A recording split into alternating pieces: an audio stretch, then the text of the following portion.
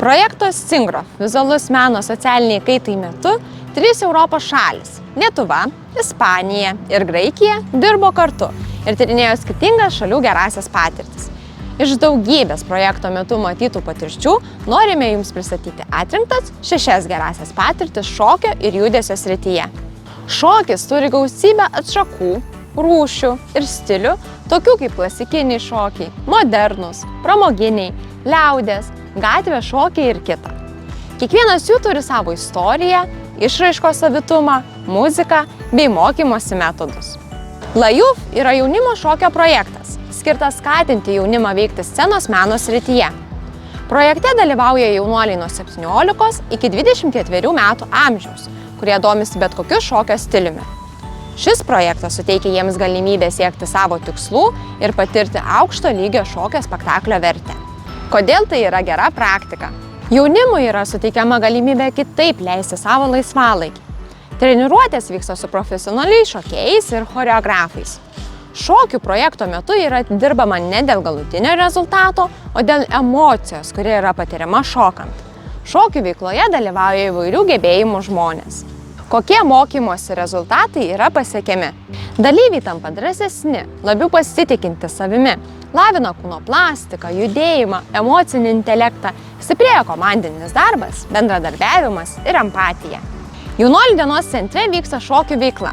Naudojami metodai skirti organizuoti šokių užsiėmimus su asmenimis turinčiais sutrikusį intelektą nuo 18 metų amžiaus. Dalyviai mokosi skaityti šokį, apie jį kalbėti, per jį keisti save, savo charakterį bei požiūrį. Šios įvairios judesio veiklos ugdo ne tik fizinę jėgą, bet ir ištvermę, valią, ryžtą, atsakingumą ir kitas asmeninės savybės. Kodėl tai yra gera praktika? Kadangi šokis yra ir meninės veiklos išraiška, tai ugdo meninius gebėjimus, estetinės pažiūros, ugdo emocinius ir mąstymo procesus.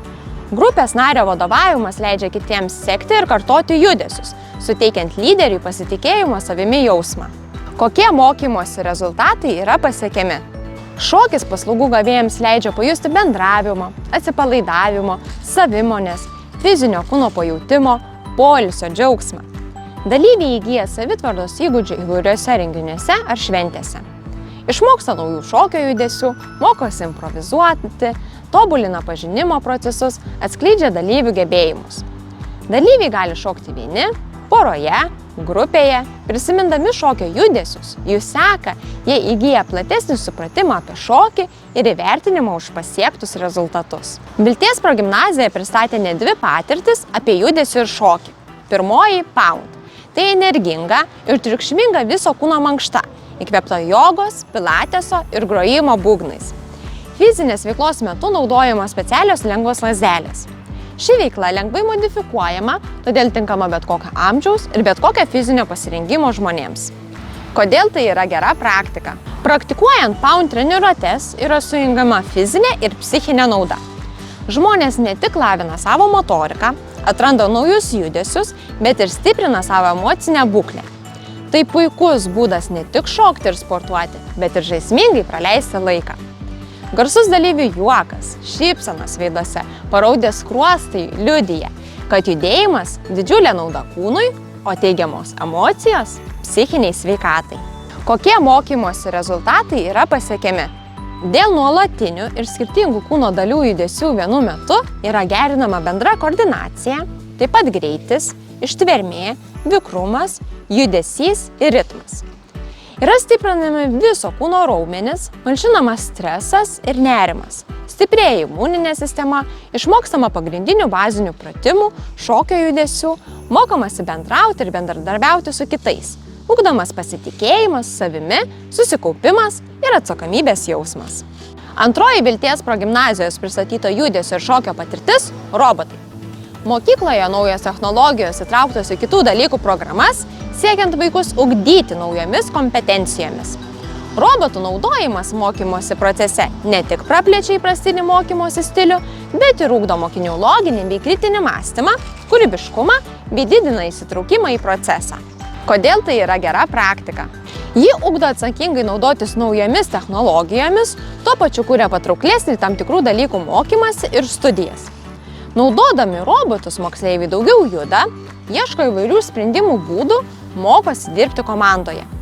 Moksleiviai patys programuoja robotų judesius, kuriuos patys atkartoja sekančiame etape. Kokie mokymosi rezultatai yra pasiekiami?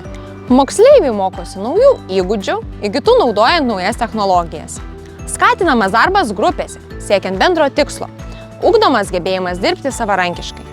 Sekant pačių užprogramuotus robotų judesius yra mokamas įvairių judesių, nuoseklaus jų sujungimo į šokį. Kalamatos savivaldybės šokių mokykla turi visą edukacinę programą su klasikinio baleto, šiuolaikinio šokio, improvizacijos ir muzikinio kinetinio ugdymo užsiėmimais. Ji taip pat bendradarbiauja su Kalamatos tarptautiniu šokių festivaliu ir turi meninę rezidenciją jo dalyviams. Kodėl tai yra gera praktika? Mokymosi įstaiga propaguoja šokį, saugo ir skleidžia šią meninę discipliną.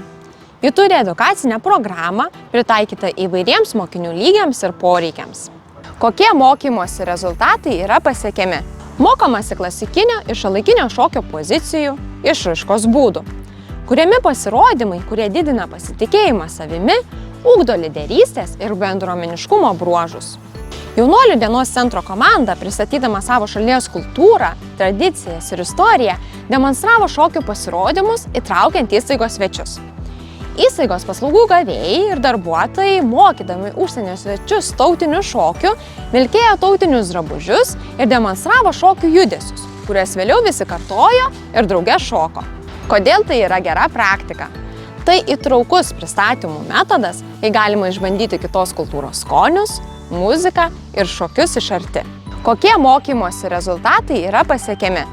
Pristatymo dalyviai ugdo gebėjimą likti įsitraukę, dėmesingi, susikaupę ir aktyviai dalyvauti. Plačiau apie šias ir kitas gerąsias šalių patirtis galite perskaityti projekto Stingro – vizualus menas socialiniai kaitai elektroninėme leidinyje.